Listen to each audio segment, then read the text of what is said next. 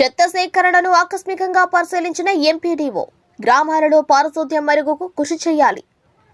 బొచ్చిరెడ్డిపాలెం మండలంలోని రేపాల చెల్లాయిపాలెం గ్రామంలో పారిశుద్ధ్య సిబ్బంది ప్రజల వద్ద నుంచి చెత్తను సేకరించే తీరును శనివారం ఎంపీడీఓ నారాయణ రెడ్డి ఆకస్మికంగా తనిఖీ చేశారు.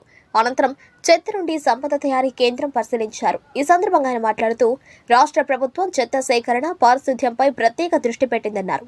మండలంలో పారిశుద్ధ్యం మెరుగుపడేలా అధికారులు ప్రజలు కృషి చేయాలన్నారు. అలాగే సంపద తయారీ కేంద్రాలలో వర్మీ కంపోస్ట్ తయారు చేయడం జరుగుతుందని దీనిని ఇంకా మెరుగుపరుస్తామన్నారు. మహిళా సాధికారతలో భాగంగా రాష్ట్ర ప్రభుత్వం మహిళా సర్పంచులను ఎంపిక చేసి శిక్షణ కార్యక్రమం నిర్వహించడం జరుగుతుందన్నారు. ఇందులో భాగంగా బుచ్చిరెడ్డిపాలెం మండలంలో 7 మంది మహిళా సర్పంచులు ఉండగా వీరికి వచ్చే నెల 2-3 తేదీల్లో నెల్లూరులోని ఎంపీడీఓ కార్యాలయంలో శిక్షణ ఇవ్వనున్నట్లు తెలిపారు.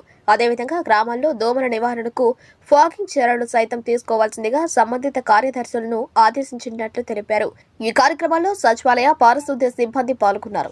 మన బుచ్చిరెడ్డిపాలెం మండలంలో పనిచేసే 13 సచివాలయం పరిధిలో ఉండే గ్రామ ప్రజలకు నా అనుభవం ఏంటంటే రాష్ట్ర ప్రభుత్వం ప్రత్యేకంగా పారిశుద్ధ్యం మీద దృష్టి పెట్టింది. ప్రతి ఒక్కరు ఆరోగ్యంగా ఉండాలంటే పారిశుద్ధ్యం లోపించినప్పుడు అంటువ్యాధులు ప్రబలి మనకి హాస్పిటల్కి వెళ్ళి వేలు ఖర్చు పెట్టుకోవాల్సిన పరిస్థితి ఉంది.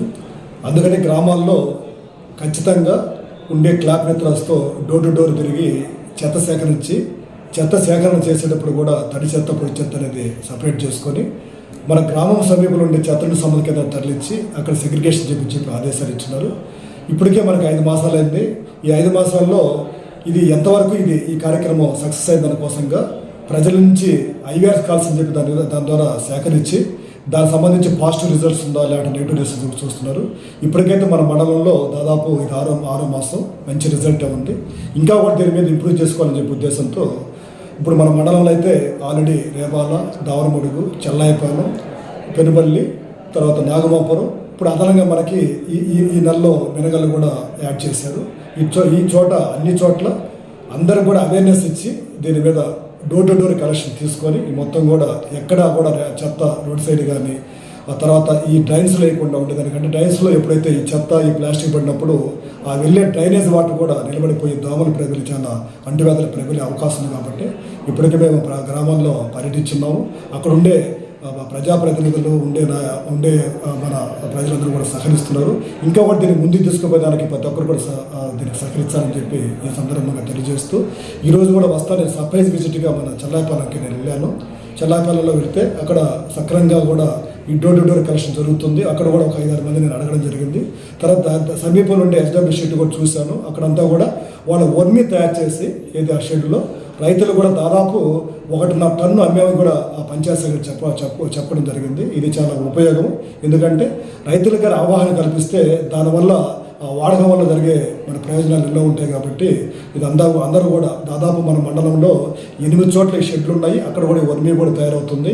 దాన్ని ఇంకా కూడా ముందుకు తీసుకెళ్ళి అయిపోతున్న మళ్ళా కూడా దాన్ని వర్మీని తయారు చేసడానికి ప్లాన్ చేయాలి. ఇప్పటికే పంచాయతీ కార్యదర్శులకి ఇన్స్ట్రక్షన్స్ ఇచ్చాము. రాష్ట్ర ప్రభుత్వం దీని మీద ప్రత్యేక దృష్టి పెట్టింది కాబట్టి జిల్లా స్థాయి అధికారులు కానీ మండల స్థాయి అధికారులు కూడా అందరూ కూడా తిరుగుతూ గ్రామాల్లో చేస్తున్నారు. కాబట్టి ఇది ఓన్లీ సచివాలయ సిబ్బందే కాకుండా గ్రామ స్థాయి అధికారులు కూడా ఇన్వాల్వ్ అయ్యి ప్రతి ఒక్కరు కూడా దీని మీద పూర్తి స్థాయిలో అవగాహన కల్పించేదాని కోసం మేము చర్యలు తీసుకుంటున్నాము. కాబట్టి ప్రజలందరూ కూడా దీన్ని సద్వినియోగం చేసుకోవాలని చెప్పి మరి కోరుతూ అందరూ కూడా త్వరలో మొత్తం అన్ని చోట్ల డ్రైన్స్ క్లీన్ చేసిన తర్వాత దాన్ని రిమూవ్ చేసి ఫాగింగ్ కూడా దోమల నివారణ కోసం ఫాగింగ్ అని చెప్పి ఇప్పటికే మేము పంచాయతీ కార్యాలయాలకు ఆదేశించాము. ఇంకొక విషయం ఏంటంటే రాష్ట్ర ప్రభుత్వము మనకి ఎక్కడైతే మహిళా సర్పంచులు ఉంటారో వాళ్ళని దృష్టిలో పెట్టుకొని స్థానిక స్వపరిపాలనతో మహిళా సాధిక గ్రామాభివృద్ధి దిశగా మార్పు చెందేదాని కోసం వాళ్ళకి శిక్షణా తరగతులు కూడా ఏర్పాటు చేసి ఇప్పటికే కొన్ని డివిజన్ ఏరియాలో కొన్ని చోట్ల మండలాలు జరుగుతుంది. కాకుండా మన మండలం వచ్చేసరికి నెక్స్ట్ మంత్ 2వ తేదీ నుంచి 2, 3, 4 ఈ 3 రోజులు శిక్షణా తరగతులు ఉంటాయి. వీళ్ళు మన నెల్లూరు ఎంపీడీ ఆఫీసులు అటెండ్ అయితే సరిపోతుంది. ఇదివరకే వాళ్ళకైతే ఇంటిమేషన్ ఇచ్చాం. కాబట్టి మన మండలంలో దాదాపు 7 మంది మహిళా సర్పంచులు కాబట్టి వీళ్ళు కూడా దీన్ని సద్వినియోగం చేసుకొని ఖచ్చితంగా శిక్షణా కార్యక్రమం కూడా హాజరు కావాలని చెప్పి ఈ సందర్భంగా నేను తెలియజేస్తున్నాను.